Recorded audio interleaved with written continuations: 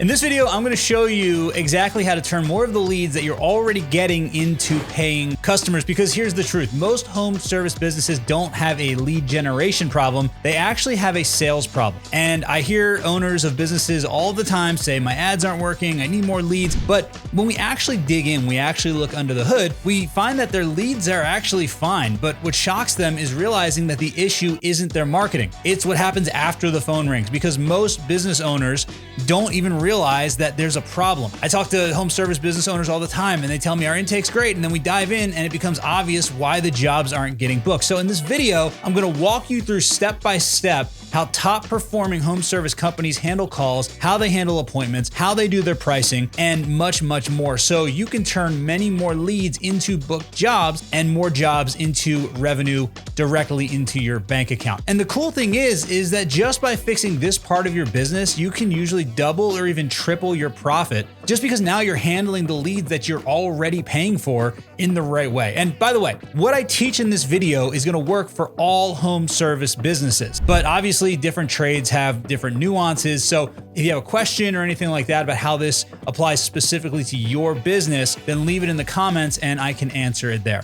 Okay, so now the first thing that we need to understand is that there's actually two types of buyers. There's crisis buyers and there's consideration buyers. And the way that you handle the buyer depends on what type of person they actually are. So let's dig into crisis buyers, because those are actually the easiest. So a crisis buyer is a lead that is having an emergency, and it's an emergency to them, right? So something is actively broken. It might not actually be an emergency, but they perceive it to be an emergency. So maybe their roof is leaking, or they're having a house flood, or they don't have any air conditioning or any heat, and it's the middle of the winter or the summer, right? These types of buyers, they have very specific characteristics. And the number one characteristic that they all share is urgency, right? So the pattern that they follow is they're gonna go to Google and they're gonna search for plumber, roofer, air conditioning company, whatever the issue is. They're gonna search for the business that solves that problem, and they're gonna call the first one that seems reputable. If they get somebody on the phone, they're gonna feel better. But the second that they hear a voicemail, or the second they hear somebody say, okay, we'll have somebody call you, that's not good enough for them. What they're gonna do is they're gonna hang up. They're not gonna leave a voicemail, probably give you the contact information. But the second the phone hangs up, they are going to pick up and they are going to call the next person, and they're going to call the next company, and they're going to call the next company, and they're going to call the next company, until they get somebody on the phone that can deal with their situation and gives them the assurance that we are on our way right now and we are going to fix this problem. Your problem is our problem. So they call repeatedly. They don't care about branding, and really, they just care about who answers first and who can get there first. Now, there's an interesting statistic about these types of people, and that is that most of the sales, actually 50% of the sales, go to the vendor that responds first to an inbound lead. If you can just be the first to answer the phone and actually give them some assurance that you will be able to help them, then you're going to get a lot of customers this way. Speed always wins, because they are in pain, and whoever can get them out of their pain as quickly as possible, and whoever is competent in their eyes and basically can be the trusted adult in the room to say, yes, here's the problem, we're on our way, we're going to fix it, your problem is now our problem, that is the company that's going to get the sale. Now, there's a couple things to remember here. The first is that people are silently begging to be led. And what people want is they want assurance and they want certainty. So that's why when they pick up the phone and you say, okay, yeah, we'll have somebody call you back, that's not good enough. Because I mean, from personal experience, I've had many times when, yeah, someone's going to call me back, and then somebody calls me back in 2 days or doesn't call me back at all. The way that customer service happens, especially in the home services business, I hate to tell you, but especially in the home services business, usually you can't expect a call back. And if you do get a call back, it's usually not going to be a quick one. I'm sorry, that's just what it is. So what happens is they call and then they hang up and then they call again, and they hang up and they call again. They want assurance and they want certainty that somebody will be on the way to fix their problem. So if we know this, how can we give them assurance and how can we give them certainty? Well, if you do need to have somebody call them back, give them a time frame that somebody will call them back on. So you can say, okay, well, I need to pass this to my tech. He's on a job right now, but I've already sent him all of your information, and I will make sure he calls you within the next 15 minutes, or he calls you within the next 5 minutes, even better. Because what you want to do is you want to get them to stop calling the next competitor. You want them to stop and give them some sort of assurance, some sort of time frame of when they are going to get an answer. Now, you might not always be able to call them in 5 minutes or 10 minutes or whatever it is, but it's better to get this information. It's better to give them that promise and try to hit that. And then if you're longer, then you can beg for forgiveness later. If you don't tell them a certain period of time and a certain reasonable period of time that coincides with the emergency that they think that they're having, they're just going to call the next guy and keep calling until they get somebody on the phone. And that somebody probably will not be you. Okay, so here's something else that you can do that will make it much more likely that they will wait for you to take the next step rather than calling your competitors if they're having a perceived emergency. Give them something to do immediately so that they feel like they're making progress and they feel like the job has already begun. Find anything you can do, even if it's, okay, so our tech is on the way. What I want you to do is I want you to start moving things out of the area so that they can get there. Or I want you to put towels on the floor or whatever it is. It doesn't matter what it is. You need to give them some sort of homework assignment so that they are busy doing that and feel like they're making some sort of progress rather than actually calling the next person. Because you got to remember, the reason they're calling is because they want to fix the problem quickly. If the problem is already being fixed because you're on the way and now you've given them simple instructions of here's what you should do while you're waiting for us, that is going to move them off of the searching for a vendor phase, and it's going to move them toward the getting started to fix the problem phase. And most importantly, while they're doing that, they're not calling your competitors. The great part about this is that psychologically, this kind of already commits them to working with you because now they're essentially doing the thing that you said for them to do. I want you to remember, when you're telling them to do this, you're not asking them to do this. People are silently begging to be led. What we need to do is we need to give them very clear instructions. Now, there's a wishy-washy way to do this, which is not the right way to do this. So an example of that would be, okay, we're gonna have somebody call you in the next 10 minutes. And if you want, you can start putting towels around and you can start moving stuff out of the way so that they can get to it. That's not good. Do not use words like if you want, or if you feel like it, or if you're able to, or if you have time. That is not good. That is not leading somebody. What you need to do is you need to be authoritative and you need to be certain, and you need to tell them what to do, not ask them if they want to do this. You say, all right, so I'm going to have Steve call you in 15 minutes. In the meantime, this is what I need you to do right now. I need you to go over there and I need you to do this and I need you to do this and I need you to do this. This is very, very important to get them to buy in because psychologically, this makes them feel like you've already started working on the project and now we're working toward the solution instead of trying to find somebody who can actually help them solve the problem. Now, the second type of buyer, consideration buyers, are a little different. Now, they're people that are going to call and probably be looking for some information, but they're a little bit different because there's not actually an emergency, or at least not a perceived emergency in their mind. Typically, nothing is going to be seriously broken. It's not something that has to be fixed right this second. And typically, they're going to be subject to more research and more price shopping, and they're willing to wait. Maybe they're watching YouTube videos and reading reviews. Maybe they're asking friends and talking to neighbors and even looking in Facebook groups for recommendations of companies that can help them solve their problem. Now, this group is going to be a longer sales cycle, and it typically is going to require more touches to get the most out of all of your leads. In fact, there's a statistic, and this is related to basically all sales, that most sales happen between the 5th and the 12th touch that somebody comes in contact with a brand. So the fortune is in the follow-up. It's very, very important that after every single one of these stages that I'm going to talk to you about and how to handle them, if the person drops off and you lose contact somewhere, you need to make sure that you're actually following up at every single stage, because every time you follow up, you're getting closer to that 5th to 12th touch.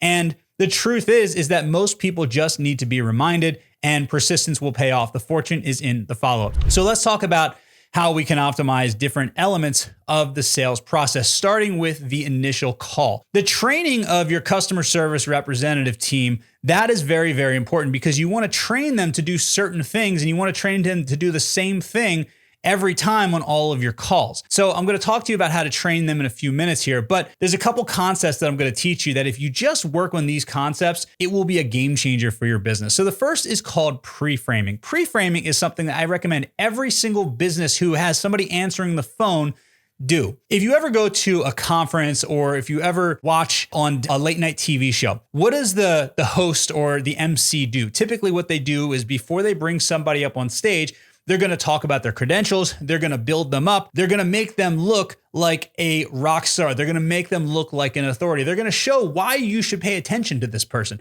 Well, you should be doing the same thing in your business. So when somebody calls and they say, my toilet's overflowing, or I want to get a new roof, or whatever the issue is, you want to first of all do a little pre-frame. And you can have pre-written lines that you give to your CSR team that they can say depending on the circumstance of when somebody calls. So for example, if somebody calls and says, hi, my air conditioner isn't working, before they get the information like what's your name, what's your phone number, what's your email, they should be trained to say this one line that makes you look awesome and also reaffirms the caller's decision to call your company. So they would say something like, okay, well, I'm sorry to hear that your air conditioner isn't working, but you made a fantastic choice because we're the best air conditioning company in the entire city. Let's go ahead and get you on the schedule. So that little reassurance, as dumb as it sounds, will make a world of difference in somebody's opinion of your company. And not only that, but you're telling them that they made a great decision, which always makes people feel good. These are small things. We call them the inches, right? The inches that just get you an inch closer to the sales. All these little things make a huge difference.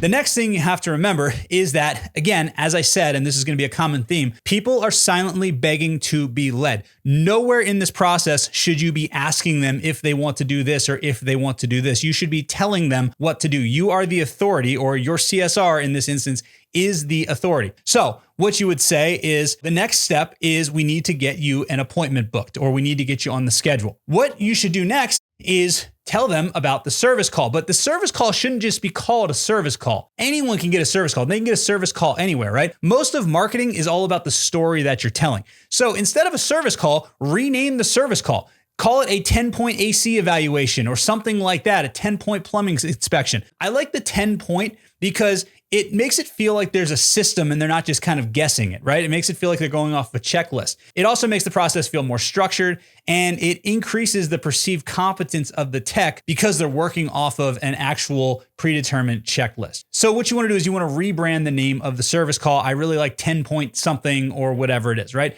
If you don't know what to do, just go to ChatGPT. ChatGPT will give you some answers. Now, the next thing is you want to use something called the stack. And the stack is very, very important because most people don't know what happens during a service call. So think back to late night infomercials when they're selling a knife. They'll say, okay, so you get the knife and it's $19.95. And then what's the famous catchphrase? But wait, there's more. When you buy the knife, you're also going to get the steak knives, and you're going to get the butcher knife, and you're going to get the cleaver, and you're going to get the sharpening set, and you're going to get the cutting board, and you're going to get the wood block. All they're doing is selling you a knife set, right? But the truth is that a offer broken down into its individual component parts is always perceived to be more valuable. So instead of saying we need to book a 10-point plumbing inspection or whatever it is, break down what they're actually going to get or what you're going to do during the inspection, because most people have absolutely no idea. For example, if you're a plumber, you could say, well, during the 10-point plumbing inspection, we're going to help you understand what's actually causing the problem. We're going to search your entire system and figure out what's causing the leak. We're going to explain what needs to be fixed now and what you can hold off on for a little bit. We're going to answer all the questions that you have, make sure that you understand all of your options and what's happening before we leave.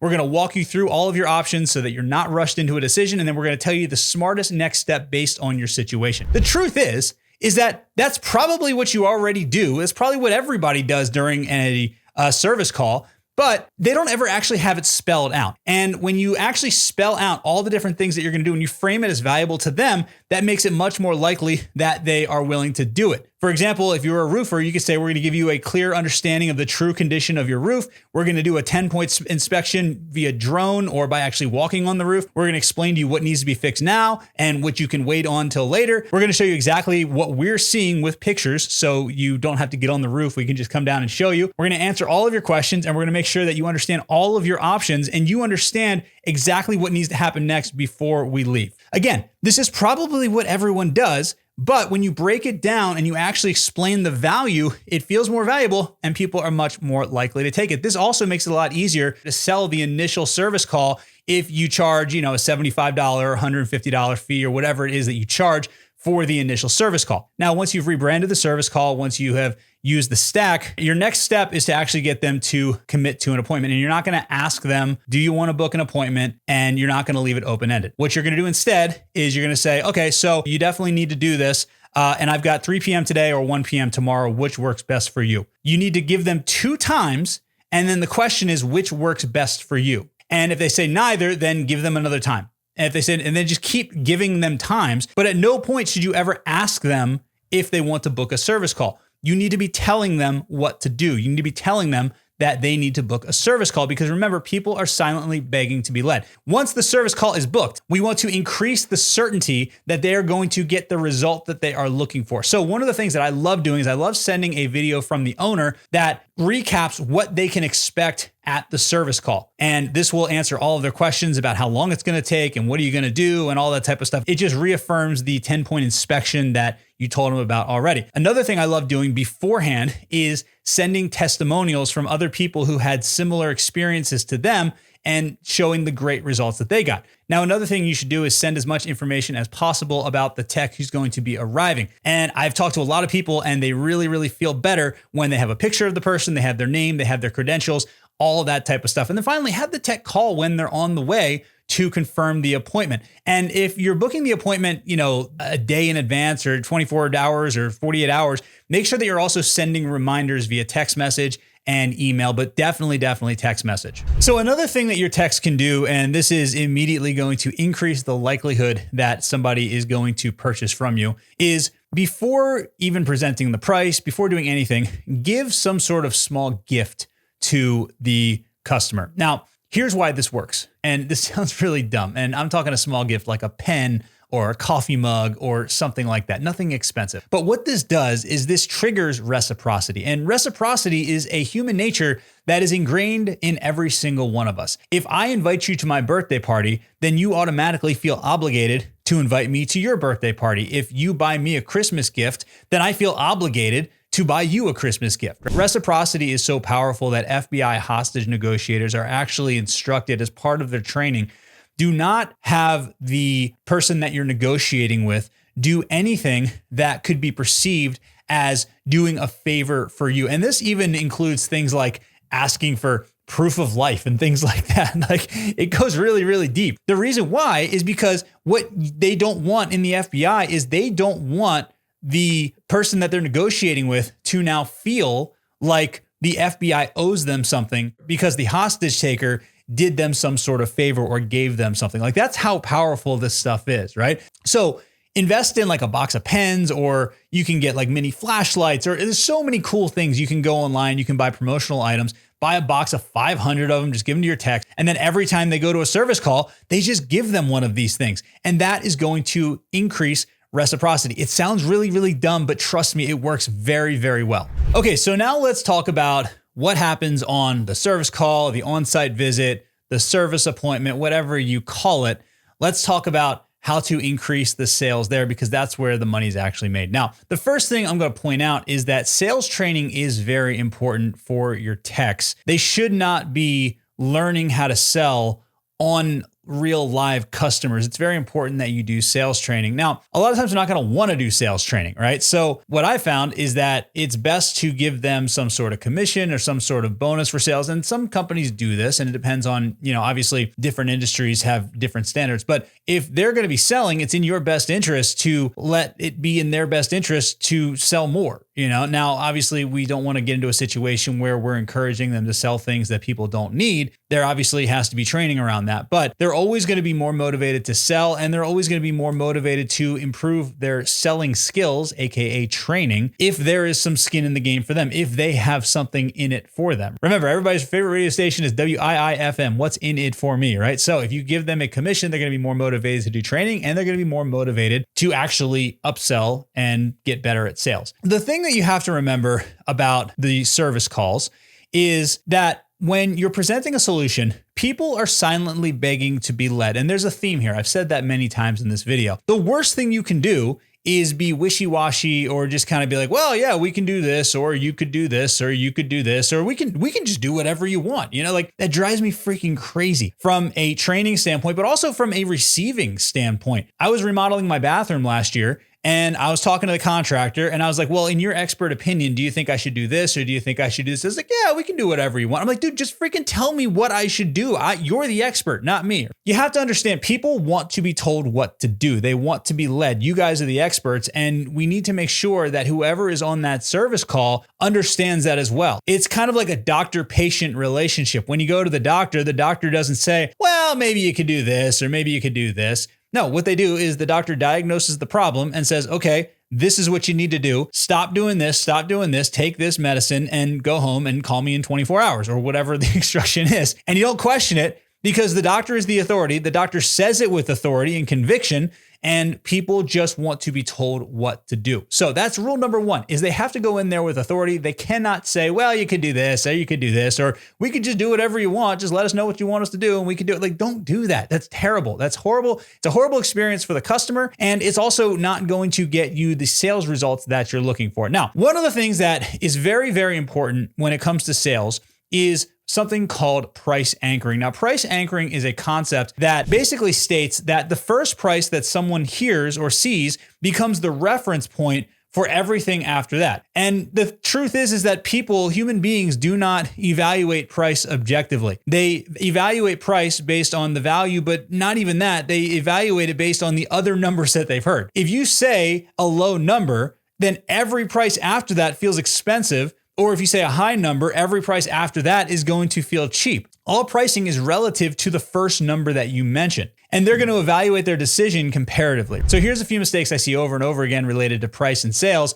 during the service call. The first is presenting only one pricing option. You should always have a premium value offer that you present first alongside the regular offer that you're going to offer them. The premium value offer is actually very, very valuable because, first of all, some people just will take the premium value offer, but a lot of people won't. Let's say 90% of people don't. Well, now when you present the regular offer, it's going to feel a lot cheaper because of the fact that you've already started with the premium value offer. The thing is that understanding that, 10% of people will take the premium value offer. So we have to actually have an offer. We can't just make something up and then when they take it, be like, oh, I didn't think you were actually going to take that, right? You actually have to have a premium value offer. So how do you create a premium value offer? It's a very, very simple exercise. What you can do is you can ask yourself, if I charge 10 times more than what we normally charge, what would have to be included in that offer for it to actually be worth that amount of money? There's 4 levers that you can pull that will actually increase the value of the offer and make it that premium value offer. Notice I didn't say high ticket offer.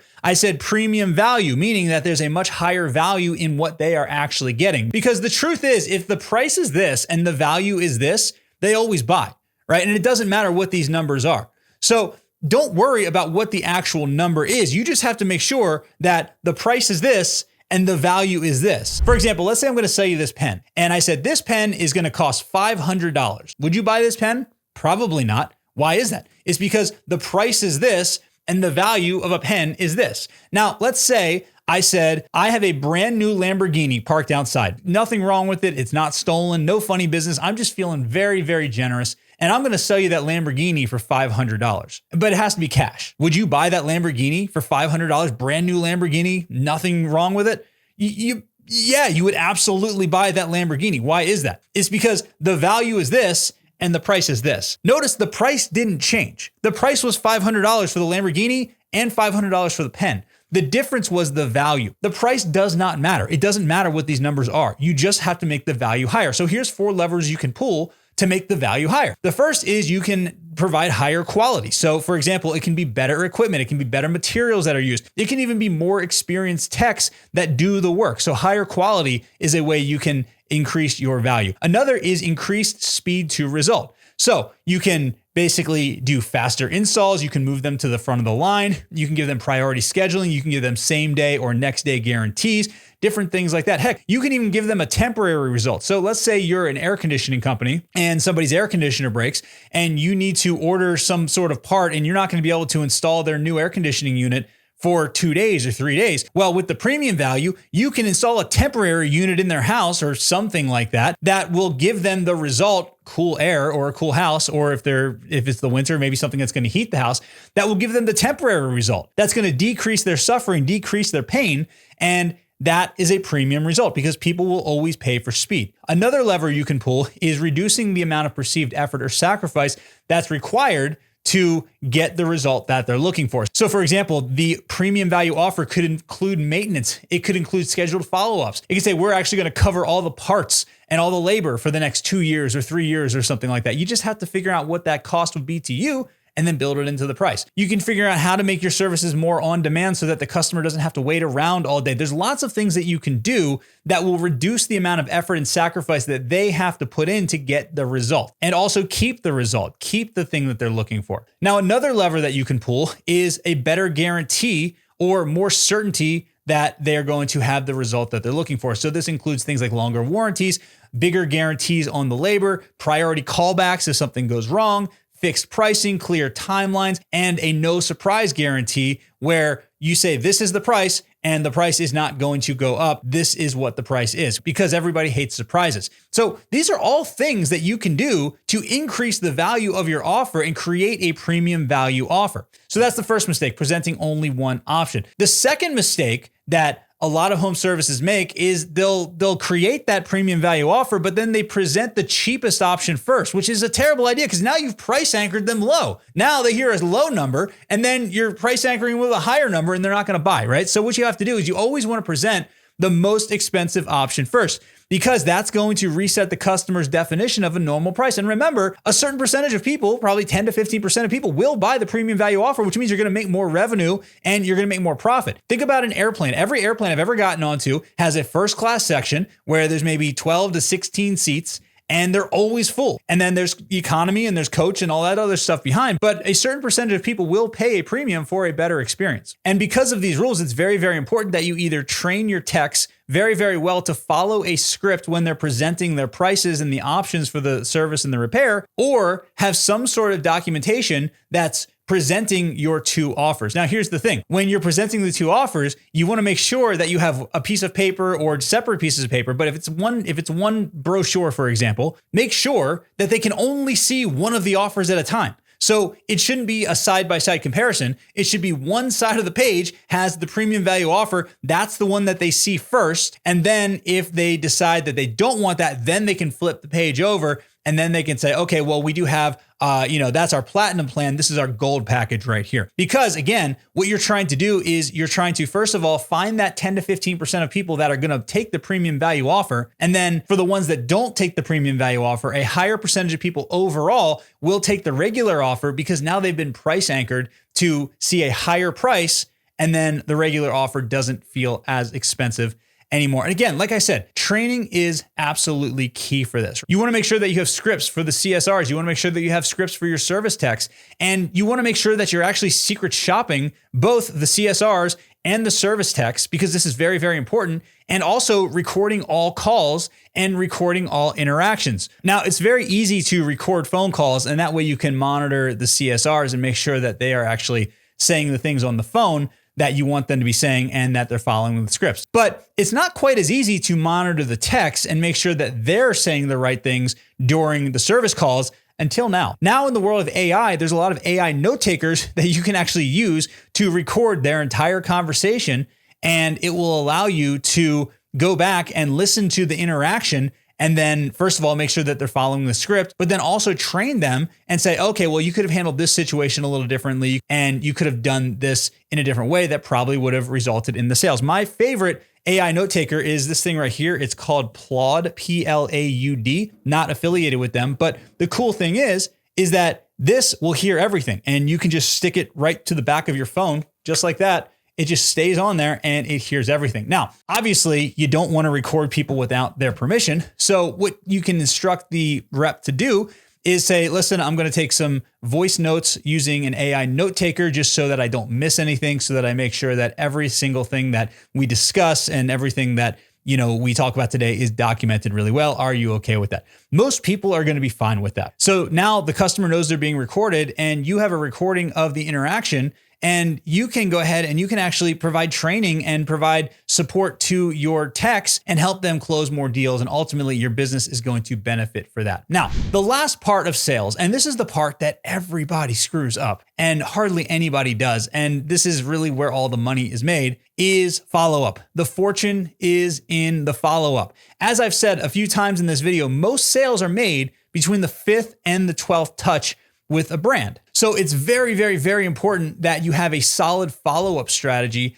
at every step of the process. That means whenever somebody calls your business, if they don't book an appointment, if they cancel an appointment, whenever your tech has an appointment and they don't actually take the offer right away, like you want to make sure that you're following up constantly. And I created an entire video that shows you exactly how to follow up step by step so that you can double, triple, quadruple your sales, because the fortune is in the follow-up. And if you want to watch that video, click right here, because this will take you to that video where it's an in-depth look at how you can follow up and make more money.